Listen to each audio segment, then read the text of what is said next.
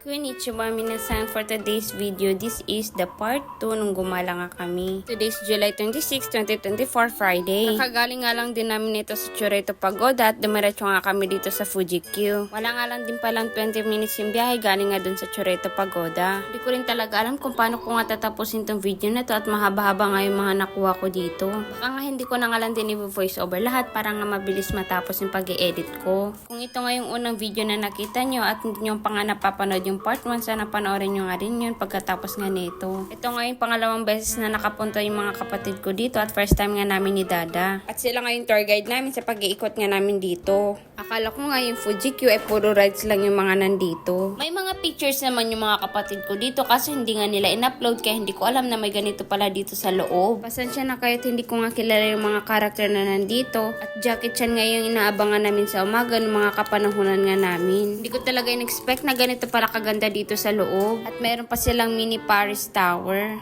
Sasakay pa nga sana kami dito sa rides kaso nga lang late na nga kami dumating at sirado na nga din daw. Amis na amis talaga ako dito at ang ganda-ganda nga dito, para ka na rin pumunta ng Universal Studio pero mas maganda pa rin sa USJ syempre. Kakaiba talaga dito, tignan nyo naman July pa lang ay Christmas na nga rin dito sa kanila. Hindi na nga rin pala kami pumasok sa mga store dito kasi wala rin naman kaming balak bumili. Ang gusto talaga naming puntahan dito ay yung Naruto. At nga pala wala nga palang entrance pag pumasok kayo dito. Ang binayaran nga lang din namin ay yung parking 2K. Tapos bago kayo pumasok sa Fuji-Q Highland kung saan nga yung mga rides na matataas, kailangan ng ticket bago ka nga pumasok. Wala naman kaming balak sumakay sa mga rides pero kailangan mo pa rin kumuha ng ticket. Free lang din naman kumuha ng ticket kung hindi ka nga sasakay ng rides. For safety purposes nga lang din yung para alam nila kung sino yung mga papasok at lalabas. Pipicture pala kayo dun sa machine bago ka nga pumasok at nagtataka pa nga ako bakit hindi ako pinapapasok ng gate. Sabi naman ni Kuya nagbabantay, wag nga daw akong ngumiti sa camera kaya tawa ako ng tawa. Akala ko kasi magsi-selfie. Natakpan nga ulit ng ulap si Fuji-san kaya hindi nga namin siya nakita sa mga oras na yan. Bago nga kami pumunta sa Naruto ay balak nga namin panoorin yung mga sasakay dito sa swing. At habang nanonood nga kami nito ng swing ay nagpakita na nga rin sa wakas si Fuji-san. Pagkatapos nga naming manood ay pumunta na nga rin kami sa Naruto. Mas maganda pa nga dito kaysa dun sa napuntahan nga namin sa Kobe na Naruto. Bago nga kayo pumasok dun may entrance na tsaka more on games doon. Kung gusto nyo picture lang dito nga mas maganda. Wala pang entrance tsaka may mga statue. Mahal din entrance dun sa Kobe. Tapos sayang lang din yung entrance kasi hindi rin naman ako naglaro. Maliit pa kasi si Ita nun tsaka mahirap daw yung laro sa loob. Bagay lang yun sa mga taong adventurous.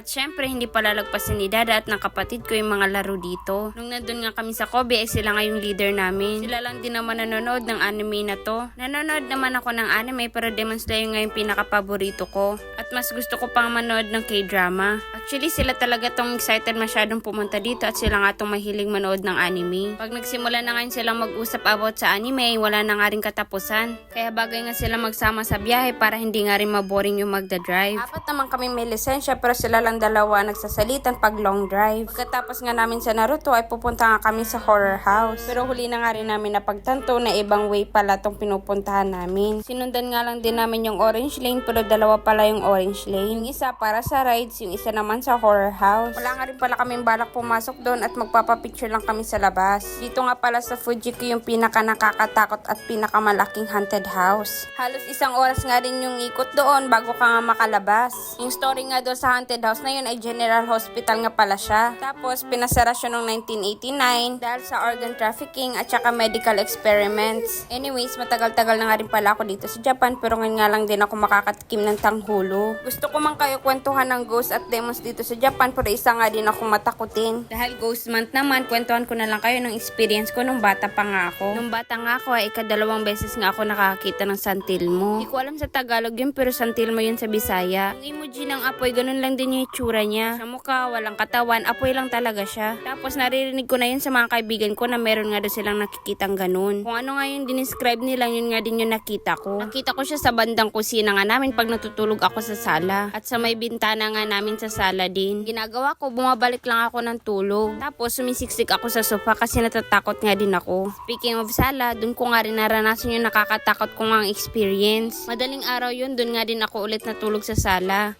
Nga pala, magkakaibang araw to Doon ko na-experience nga tumatakbo nga yung center table ng mga sofa. As in, parang may humihila sa kanya kahit sana siya napupunta. Tapos di naman ako natatamaan kasi nga nasa sofa ako. So sobrang takot ko, ginigising ko ngayon nakahiga sa kabilang sofa. Ang akala ko noon si kuya ko yung nakahiga sa kabilang sofa. Tataka ko bakit ayaw niyang gumising. Hinawakan ko talaga yun at sobrang tigas na parang buto. Tapos ngayon na matanda na ako ay ngayon ko lang alang din na-realize na wala nga kaming puting tela dati. Kasi yung nakahiga sa kabilang sofa ay nakabalot nga siya ng puting tela. Pero hindi ko nakikita yung naghihila ng...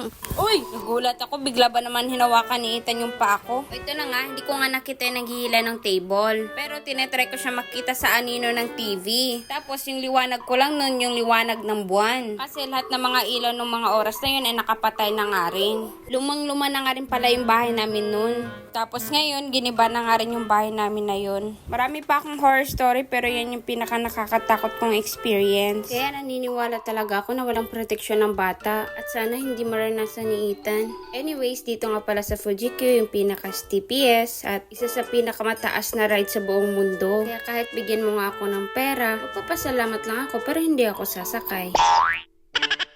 Alas 8 na nga pala ito ng gabi at mas maganda pa nga pala dito pag madilim na. Sa lawak nga ng nilakad namin ay sumakit na nga rin yung paa ko kaya tinanggal ko na yung sapatos ko. Iba kasi shape ng talampakan ko pag naglalakad nga ako na mas matagal ay sumasakit nga din yung tuhod ko. At baka hindi ka pa nga nakafollow sa page ko, don't forget to follow our page, Met in Japan. Sobrang nagpapasalamat nga pala ako sa mga taong sumusuporta sa akin. At dahil sa inyo, naiinganyo nga akong gumawa ng mini vlogs. And soon, makakabawi din ako sa inyong lahat. That's for today's video. Thank you for watching. Matane!